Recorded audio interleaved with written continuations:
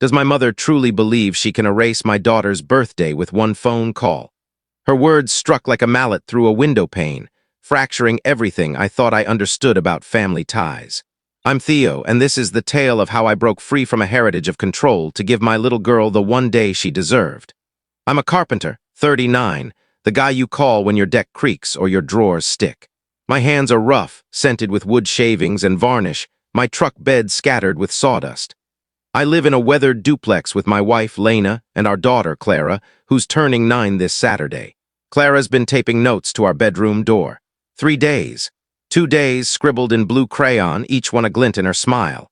She wants a modest party, jump rope lemonade, a vanilla cake with rainbow sprinkles, nothing grand. Our home is a patchwork of thrift store rugs and mismatched cups. Lena sews uniforms for a nearby cafe, her machine whirring into the night. I craft shelves for neighbors to cover the gas bill. Clara sketches daisies on every scrap of paper, asking Dad, can we grow a garden someday? We grin because someday feels like a vow we're still shaping. But we're enough, or so I believed. My family's different. I'm the overlooked son, the one with a toolbox when a step groans or a gate sags. My younger sister, Paige, is the favored star. Marketing director, polished Instagram life, her kids' pictures pinned to Mom's fridge like medals. Growing up, I refinished the kitchen table while Paige earned praise for a half-written story. My mom, Diane, kept a hidden tally, doling out affection in fragments, and I was always in debt. Thursday, I stopped by Mom's to borrow a step stool for Clara's party. Her porch smelled of wet pine and old lavender. She handed me coffee in a chipped cup and said, we need to talk. Her voice was sharp like a screw stripped bare. I held the cup, bracing. She folded her arms, standing by her wide window. Clara's party can't go forward. My stomach sank, coffee sour on my lips. Why? Her eyes flicked to Paige's kids, chasing lightning bugs in her yard. They're feeling eclipsed, she said. A big event for Clara would unsettle them. I stared, waiting for a punchline. Silence. A heaviness settled in my chest, like a blade caught in gnarled wood. I placed the cup down, sawdust drifting from my jacket. It's 8 kids, lemonade, a $15 cake, I said. Not a carnival. Her lips pressed thin.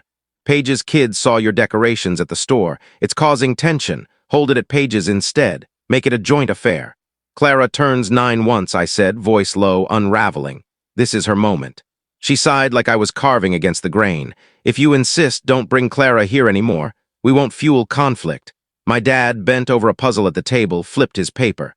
No support, as always. I left the stool, headed to my truck.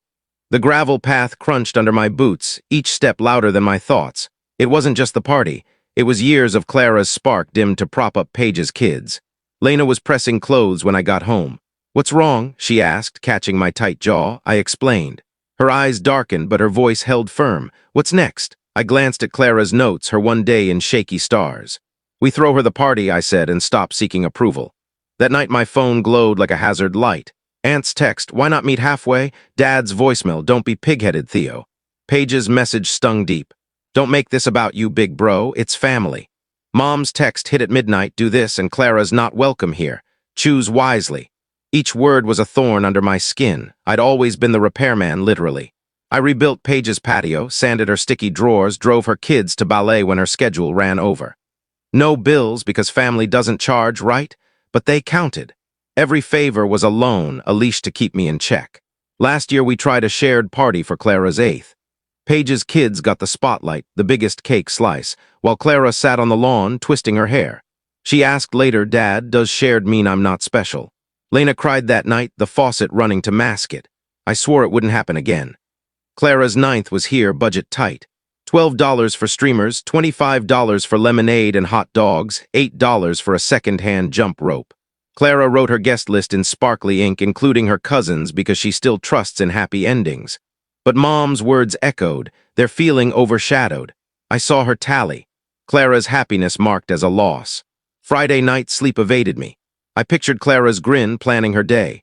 Mom's voice cutting me raw, Paige's perfect smile, her life always front and center. My chest tightened, not with anger, but clarity. Their love was a fixed deal, and I was done agreeing. Morning came, and I checked Lena's cake batter, lumpy but ours. Clara rushed in, barefoot. Is it today, Dad? 9 years old, her voice was sunlight. Yeah, kiddo, I said, it's today. My phone hummed Mom, Paige, Dad, a string of demands. I ignored them. We set up the backyard. A wobbly picnic table, streamers on a clothesline. Clara's sign, Clara's 9 in pink chalk. Kids arrived, laughing, sprawling. Jump ropes whipped, lemonade splashed. Clara giggled, spinning until she collapsed in the grass, yelling, "I'm a whirlwind." My heart softened. Then the gate creaked. Mom marched in, Paige and her husband, Greg, trailing like enforcers. Uninvited. Mom's gaze swept the yard, streamers, plastic cups, Clara's uneven cake, like we'd committed a crime. Paige smirked. "Easy, pal," Greg muttered. "Very frugal. Let's keep this calm," Mom said, stepping closer. "Theodore, we said this was divisive. You're hurting Paige's kids." Clara gripped my hand, lemonade sticky on her fingers. I looked at her, then Mom. "This is her day," I said. "Stay and be kind or go." Mom's face stiffened like I'd swung a mallet. Paige's laugh was sharp. "You're tossing us out for a $15 party." I knelt to Clara. "You okay?" She nodded, eyes wide but steady. I stood. "Paige, you've charged me for love since we were kids. Every shelf I built, every drawer I fixed, every ride I gave your kids. It was a tally you kept. I'm done settling it." Mom gasped. "After all we've done." "Done," I said, voice low, cutting. "You gave me a balance sheet. You gave Clara restrictions. You called her 9th birthday a threat to your perfect grandkids. You thought I wouldn't notice, but I did. You favored Paige's kids over mine since they were born." The yard quieted. Kids stared, streamers swayed. Paige leaned in, voice venomous. "You'll regret this. You need us." "No," I said, "we don't." They left, Mom's bag swinging like a clock's pendulum. The kids sang Happy Birthday, loud and chaotic. Clara blew out her candles, her wish safe in her heart, mine to protect. That night we packed a bag, left the duplex, and checked into a roadside motel. The door's lock clicked, and it felt like freedom.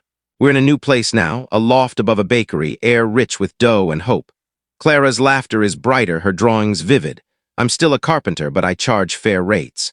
My family's texts stack up, demands for apologies, guilt, debts. I save them, label them broken latches, and don't reply. Love shouldn't be a tangle you can't untwist. Joy isn't a pie you slice thin. Clara's birthday wasn't defiance. It was choosing her, choosing us. If you've ever had to sever ties to save your soul, you know the weight of that choice. Tell me, would you have stayed, or locked the door and walked away?